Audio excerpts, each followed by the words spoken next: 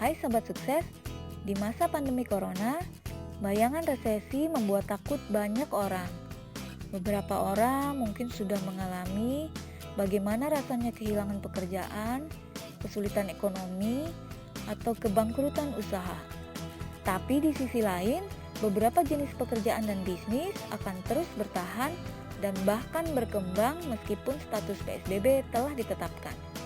YouTuber adalah salah satu pelaku usaha yang tetap bertahan loh sobat. Jika sobat adalah salah satu orang yang memang fokus di dunia daring, sobat termasuk salah satu yang beruntung. Sebelum kita cari tahu 5 jenis usaha yang dapat berkembang selama masa pandemi Corona ini, sobat-sobat bisa klik tanda subscribe dan menghidupkan tanda lonceng untuk mendapatkan video motivasi lain seperti ini. Klik like juga jika menurut sobat video ini bermanfaat. Jika sobat punya masukan untuk kanal ini, silakan berkomentar agar kanal ini bisa makin berkembang. Jenis usaha yang pertama adalah para agen pengiklanan online. Di masa PSBB seperti sekarang, jumlah pengguna internet melonjak akibat kebijakan bekerja dari rumah. Perusahaan yang pemasukannya berkurang akan mencoba cara yang lebih praktis dan murah untuk memasarkan produknya kepada orang-orang yang bekerja dari rumah. Salah satunya adalah dengan iklan online, baik itu melalui sosial media atau dengan membuat website iklan tersendiri.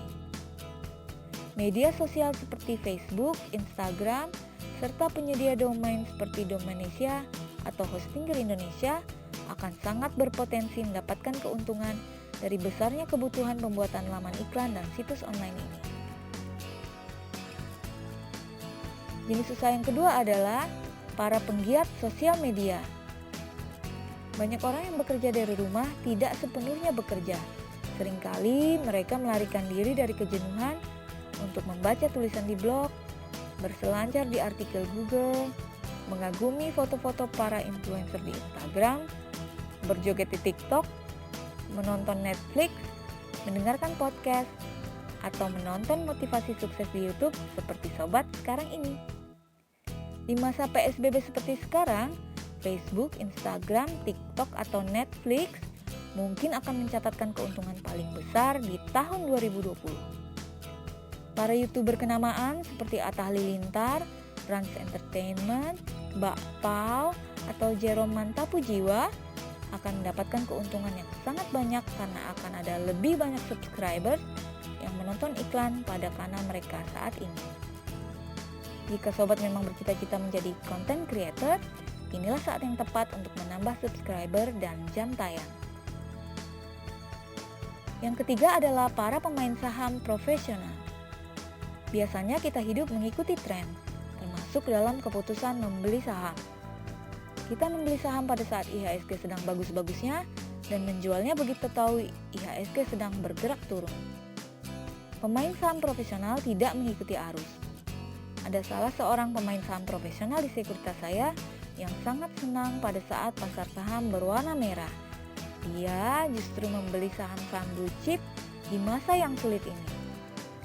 Pada saat pasar saham bagus, senior tersebut segera menjual saham-saham yang dimilikinya dan menunggu lagi harga saham turun dan IHSG berwarna merah kembali.